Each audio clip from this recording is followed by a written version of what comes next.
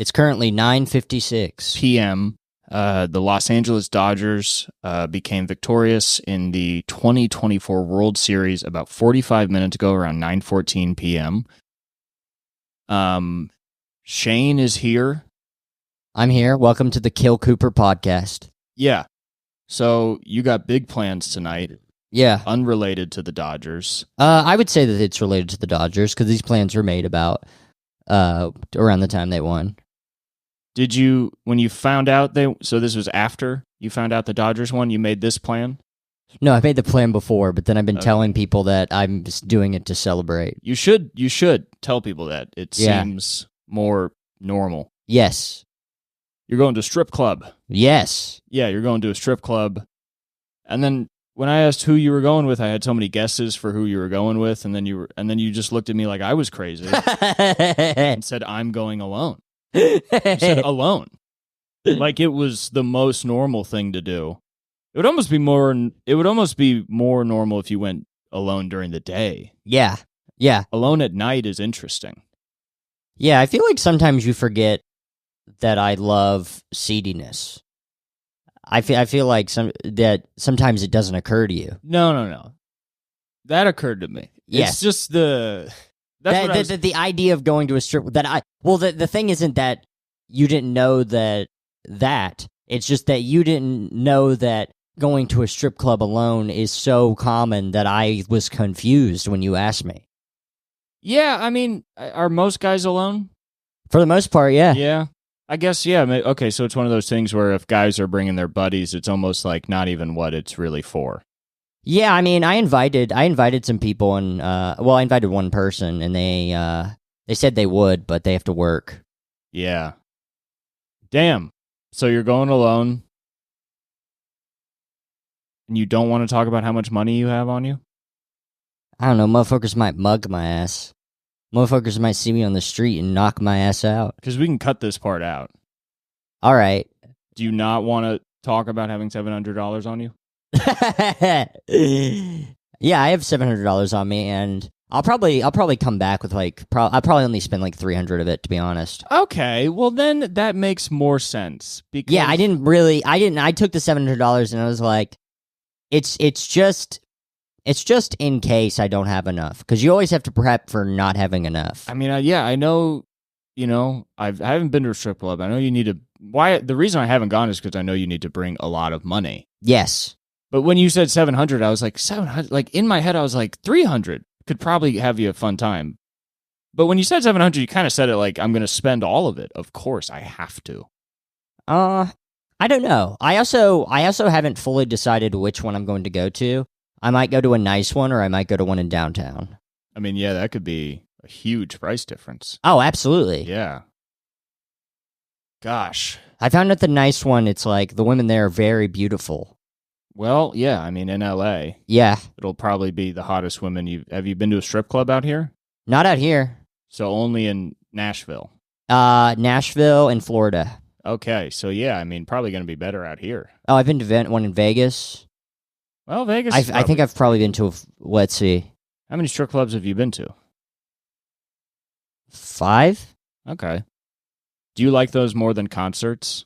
Absolutely. Yeah. I've probably explained my philosophy on strip clubs before on the pod. I don't know. What do you like about them? So here's what I think is the appeal of strip clubs. Say your philosophy. Which I've already probably said this on the pod. I'm also not trying to be a stiff. I'm not against the idea of strip clubs. I thought it was funny you were going alone. No, I didn't assume you were being a stiff. Now that I know, it's very common to go alone, which does make sense to me. When you say it like that, I do understand. But your philosophy.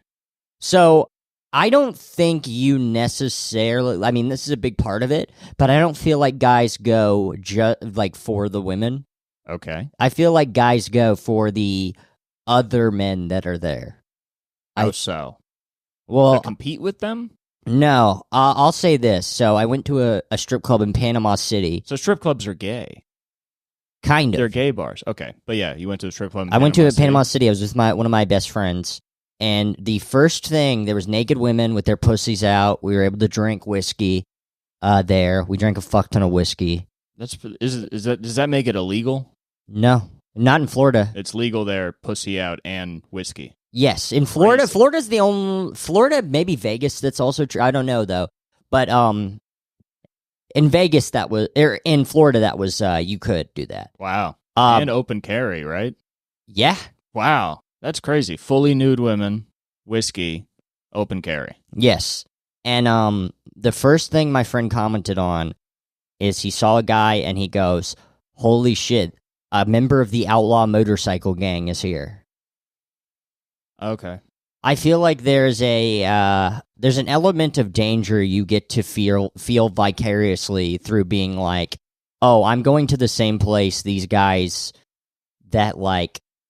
If you're like a guy like me or a guy like my friend, those guys that were around when you grew up, but you always knew you had too many scruples to ever be. Okay. And they were also issues. They were issues in your life. So you kind of come away with this idolization of them while simultaneously having this immense disdain and hatred towards them. And there's a cognitive dissonance. And I think that's why a lot of men are obsessed with crime. Do you think that's like all men or like men that grew up in your similar situation where you'd be around guys like a member of the outlaw biker gang? I think it's a lot of men. I think it's a lot of men, but I also think that there is a difference. I do think a guy who maybe grew up in the like a nice suburbs and like became like a fucking suit, you know? Yeah. I feel like he'd also find the appeal of like not only are titties in my face, I'm near these rebels, you know? I'm around this symbol of freedom that I know that because of who I am, because of my adherence to mainstream morality, I'll never have that freedom. Yeah, I mean, not to sound like a fucking gender theorist, but it's like you're like all like performing masculinity, and you're in like a physical boys club. Absolutely, and you're like it's really like we're all guys doing the guy thing here. I think right now, especially in like 2024. Masculinity is basically, unless you are an actual criminal who like grew up in the hood and shit, your masculinity is performative. Even then, it's kind of performative, but it's like there's a deeper level of grit and authenticity to it. But I think it's like you know how like when you go on a date with a woman and as a man and you just pay for everything, even though you know you don't live in the world where that's a thing that matters anymore. Yeah, that's it's kind of similar to that, I think. Yeah, because we all know you're like proving masculinity, even though you know it doesn't exist. Yeah, but it's like when I go out with women, I pay for everything. Right. I don't let a woman spend anything, but it's like I kind of understand where it's like this is a lie we're both telling ourselves. Because the point of paying for everything is to just show that you can provide for them. Yeah. And that's not a thing that's like it's not a truthful thing right now. Right, like that's not how you would both be making money. Absolutely not. You both have the money. Yes. Yeah. It's also and that's why like whenever I pay for a woman on a date, I look at her, I say, we both have the money for this date. But I'm the one with the pay. balls. I'm the one with the balls to pull it out. Yeah, I that's actually okay, yeah. So you shouldn't even make it a masculine thing. You should just be like, I'm the only one with the goddamn courage to pay for this meal. You won't even try and pay for this meal. You made no attempt at paying for this meal. And then she's like, well, I just thought you would. You're like, see, yeah, you fucking coward. You thought somebody else would step up and I had to be brave and pay for this meal, even though I don't have a fucking job. I lied. I do not work for Google. No, I don't. I was about to say Google. That's so funny. It is the funniest lie to just be on Tinder and be like, I work for Google. Gosh, we should just go on dates, but like not to have just to lie for one night, you know, and then like not even ghost them, you know. Yeah. Like, they just won't even want to talk to us again. But just be like, yeah, I work for Google, and then at the end, just be like, hey, I'm not from Nebraska. I don't have a job. I do fentanyl. Also, these are lifts. I'm wearing 20-inch lifts. I am not 7'3". I am 3'8". I am not 7'3". Your legs have been ricketing like metal and plastic hitting each other just the whole night. And she's like, I know you don't work at Google.